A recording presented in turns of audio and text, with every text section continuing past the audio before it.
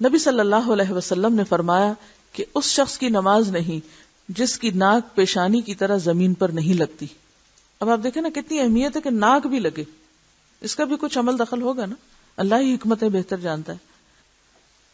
پاؤں کی انگلیوں کے سرے قبلے کی طرف مڑے ہوئے رکھیں اور قدم بھی دونوں کھڑے رکھیں. یعنی بعض لوگ سجدہ کرتے ہیں تو دونوں پاؤں ادھر لگا کے اور آدھے ادھر لٹک کے اور یوں کر کے چپک کے سجدہ کرتے, پتہ نہیں چلتا کہ سجدہ کر رہے ہیں یا گرے پڑے. ایڑیوں کو ملائیں, یعنی پیچھے سے جب آپ پاؤں اٹھائیں گے تو ایڑیاں ساتھ ہو, یہ نہ ہو کہ وہ کھلی بھی ہوں. سجدے میں سینہ, پیٹ اور رانیں زمین سے اونچی رکھیں, یعنی چپکے نہیں زمین سے. پیٹ کو رانوں سے, رانوں کو پنڈلیوں سے جدا رکھیں اور دونوں رانے بھی ایک دوسرے سے الگ رکھیں. سجدے میں کوہنیوں کو نہ تو زمین پہ ٹکائیں اور نہ کروٹوں سے ملائیں. کروٹوں یعنی سائیڈ سے, یعنی نہ تو جسم سے چپکائیں اور نہ ہی زمین پہ چپکیں. چپک کے نہیں سجدہ کرنا, کیونکہ اس سے کیا ہوتا ہے, آرام ہوتا ہے. سجدے کا جو اصل مفہوم ہے یا مقصود ہے وہ نہیں پورا ہو سکتا. تو سجدے میں کوہنیوں کو نہ تو زمین پہ ٹکائیں نہ کروٹوں سے ملائیں, بلکہ زمین سے اونچی, کروٹوں سے الگ اور کشادہ رکھیں.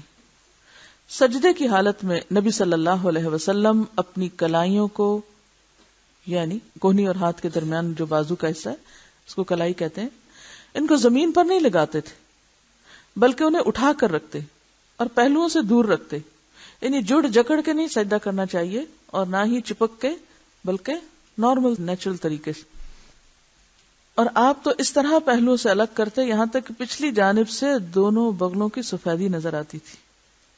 اور خصوصاً امام کے لیے یہی حکم ہے. جو مقتدی ہیں وہ اس طرح نہیں کر سکیں گے. کیوں؟ کیونکہ صف کی وجہ سے.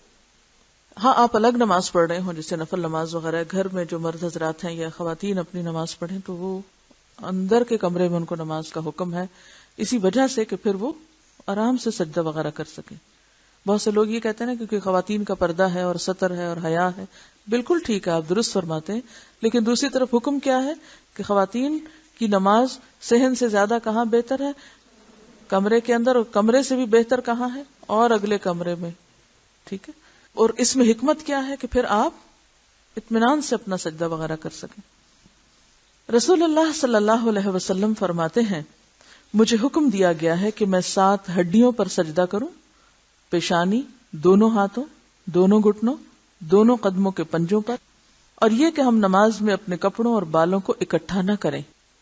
یہ نماز میں کپڑے سمیٹنے میں نہ لگے رہیں اور بال سمیٹنے میں نہ لگے رہیں کہ آپ کھڑے ہو کر اپنی چٹیاں بنانا شروع کر دیں, یا بالوں کی لٹ ادھر سے گزر رہی تو اس کو پھر سمیٹ کے پیچھے کریں, یا یہ کہ دوپٹہ ایسا پہنا ہر تھوڑی دیر کے بعد سلپ ہو کے گر رہا تو آپ اس کو سمیٹ رہے ہیں. اس چیز سے منع کیا گیا ہے. جب آپ نماز شروع کریں تو پہلے اپنی ہر چیز کو سمیٹ لیں. بہت سے لوگ اہتمام کرتے بھی ہیں لیکن بہت سے لوگ نہیں کرتے. کوشش کیا کریں کہ نماز فجر سے پہلے کنگھی کریں. میں فجر کے وضو کے فوراً بعد اپنے بال درست کرتی ہوں, پوری طرح سیٹ کرتی ہوں, کیونکہ رات کو سونے میں گڑبڑ ہو جاتی. اس سے کیا ہوتا ہے کہ وہ ایک بہت اچھی فیلنگ آتی کہ میں اب زینت میں ہوں ایک طرح سے, اور بال سمٹے میں پورے, اور ادھر ادھر سے اندر سے نکلنے کا کوئی احتمال نہیں رہتا. دوسری بات یہ کہ نماز کے لیے چادر ایسی استعمال کریں کہ جو ایسے کپڑے کی ہو جو نہ تو باریک ہو اور نہ ہی بار بار گرنے والا ہو, اور اگر احتمال ہو تو اس کو کہیں نہ کہیں ٹک کر لیں, کہیں اڑکا لیں, کوئی گرا لگا لیں, کچھ کر لیں. لیکن آپ کے لباس کو آپ کی نماز میں حائل نہیں ہونا چاہیے. کبھی تو وہ مجبوری ہے, سفر ہے, کہیں باہر پڑھنی پڑ گئی, اور بات ہے, وہ تو ایکسیپشنل صورت, لیکن روٹین میں آپ پکا بندوبست کر کے نماز پڑھا کریں. اس لیے آپ نے دیکھا ہوگا, اگر حج عمرے پہ آپ کا کبھی اتفاق ہوا جانے کو, Malaysia, Indonesia, China, Thailand, یہ جو فار ایسٹ کے لوگ ہیں, اور ایون عرب ممالک میں بھی میں نے دیکھا ہے کہ نماز کا مخصوص ڈریس ہوتا ہے. وہ نماز کے وقت آئے, پہنا, اچھی طرح باندھا, اور اس کے بعد ہینڈز فری. ہمیں عادت نہیں نہ ہوتی بچپن سے. پہلے تو میں دوپٹہ لینا سکھاتی تھی, اب تو وہ بھی کلچر ختم ہو گیا. تو جب عام زندگی میں دوپٹہ نہیں لینا آتا تو پھر نماز میں بھی نہیں لینا آتا. تو نماز میں خشوع آ نہیں سکتا اگر آپ کا لباس درست نہ ہو. اسی لیے پہلا حکم کیا, خذوا زینتکم عند کل مسجد. تو زینت میں آپ کے بال بھی اور آپ کے لباس بھی شامل ہے. تو اس میں آپ پوری احتیاط کریں کہ آپ کے اپنے اندر کی فیلنگ ایسی ہونی چاہیے بالوں اور لباس کے اعتبار سے کہ جب آپ نماز کے لیے جائیں تو آپ کا دھیان ان 2 چیزوں کی طرف نہ ہو, ان سے آپ بے فکر ہو جائیں. تو یہ جو 7 اعضاء ہیں ان کو زمین سے ٹچ کرنا چاہیے اور ان کے اوپر سجدہ ہونا چاہیے. ایسا نہیں کہ آپ سجدہ کر رہے ہو، گھٹنے تو آپ نے ٹیک لیے اور پاؤں پیچھے سے اٹھ گئے.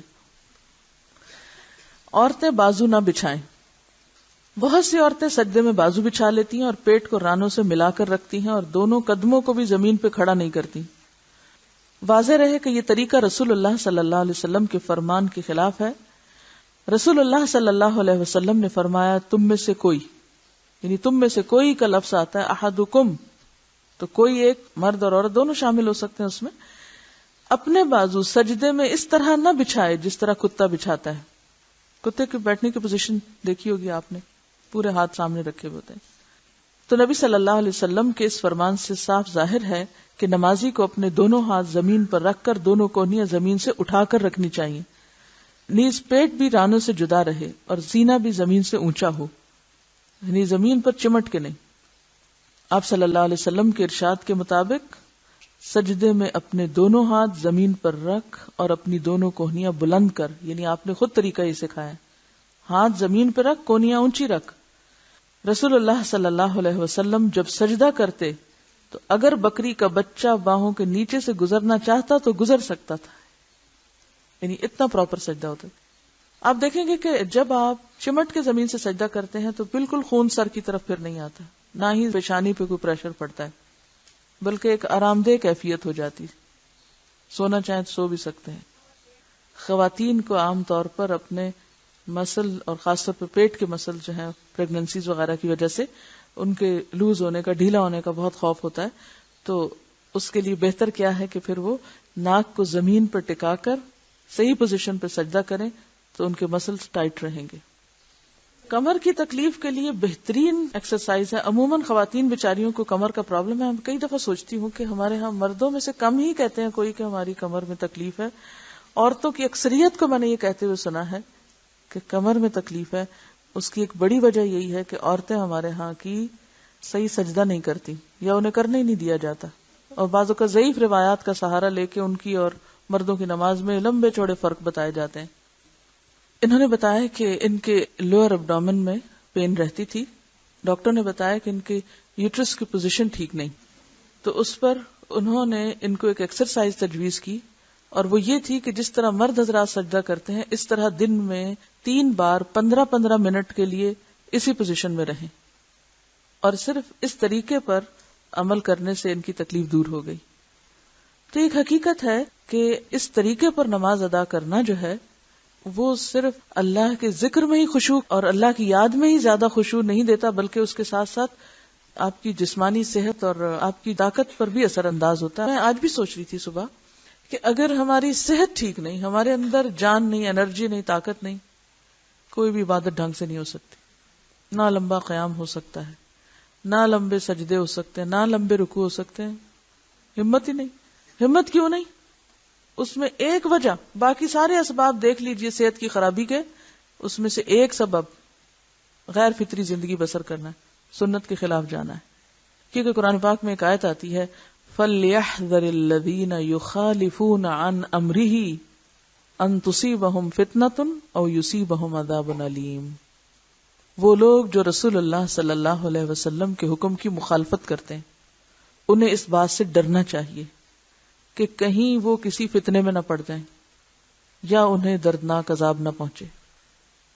اس میں اللہ تعالیٰ نے اپنا ذکر کوئی نہیں کیا کہ جو میرے حکم کی مخالفت کرتے ہیں. یہ کس کی بات ہے؟ ان امری ہی کی ضمیر یہاں رسول اللہ صلی اللہ علیہ وسلم کی طرف جا رہی. اور صحابہ کرام کے سوچنے کا انداز بھی یہی ہوتا تھا. جب کوئی انہیں تکلیف آتی تھی، جب ان کے اوپر کوئی مشکل آتی تھی تو وہ فوراً کیا کہتے تھے؟ کہیں ہم کسی سنت کی مخالفت تو نہیں کر رہے، کیونکہ سنت کی مخالفت ہوگی تصیبہم فتنۃ او یصیبہم عذاب علیم. کیونکہ ہم سوچتے ہیں نا اب تو ہم سفر میں ہیں، اب تو ہم جنگ لڑ رہے ہیں، ابھی تو ہم طالب علم، ابھی تو ہم ہاسٹل میں رہ رہے ہیں، ابھی تو یہ سنت نہیں ہو سکتی، گھر جا کے کریں گے. ہر وقت اپنے آپ کو ٹیکیں دیتے رہتے ہیں. آپ صحیح سنت پر اخلاص کے ساتھ عمل کر کے دیکھیں، بہت ساری چیزیں درست ہونے لگیں گی، بہت ساری مشکلات سے نجات ہونے لگے گی. ہم ایسے مواقع پر اپنی غلطیاں بھول جاتے ہیں کہ کہاں ہماری غلطی ہے. جہاں مصیبت آئے یاد رکھیے، جہاں تکلیف آئے، جہاں دل پہ غبار آئے، جہاں غم ہو، جہاں کوئی نقصان ہو، فوراً احتساب کریں اپنی ذات کا. ہم کس میں مشغول ہو جاتے ہیں؟ لوگوں کے احتساب میں. کون کون قصوروار ہے, کس کس کی ذمہ داری ہے. ٹھیک ہے, وہ ایک سیکنڈری چیز ہے, وہ نمبر 2 پہ آئے گی. نمبر 1 پہ کیا آنا چاہیے؟ میری ذات, میری غلطی کہاں ہے, میری کوتاہی کہاں ہے. اور اگر آپ سچے ہو اپنے ساتھ تو اللہ آپ کو ضرور دکھائے گا. اور اگر آپ توبہ کر لیں تو اللہ تعالیٰ دنیا میں ہی آپ کو وہ نقصان لوٹا دے گا. ہمیشہ ہم سب کو اپنا جائزہ لیتے رہنے کی ضرورت ہے کہ کہاں ہم کمی کر رہے ہیں.